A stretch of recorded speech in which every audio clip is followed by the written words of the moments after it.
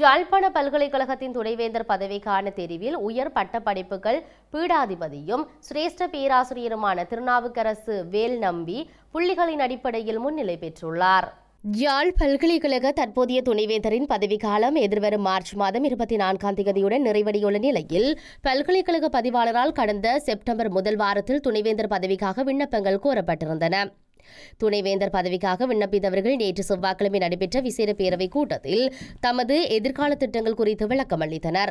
அதனைத் தொடர்ந்து பேரவை உறுப்பினர்கள் விண்ணப்பங்களையும் அறிக்கைகளையும் மதிப்பீடு செய்து தனித்தனியாக புள்ளிகளை வழங்கினர்.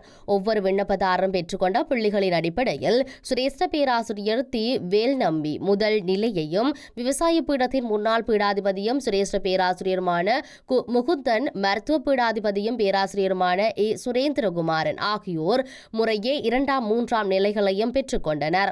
இலங்கையில் உள்ள பல்கலைக்கழகங்களின் துணைவேந்தர்களை தெரிவு செய்வதற்கான பல்கலைக்கழக மானியங்கள் ஆணைக்குழு சுற்றறிக்கையின்படி பேரவையின் விசேட கூட்டத்தில் விண்ணப்பதாரிகள் பெறும் புள்ளி ஒழுங்கில் முதல் 3 இடங்களையும் பெற்றவர்களின் விவரங்கள் பல்கலைக்கழக மானியங்கள் ஆணைக்குழு, கல்வி அமைச்சு ஆகியவற்றினூடாக ஜனாதிபதிக்கு அனுப்பி வைக்கப்படும்.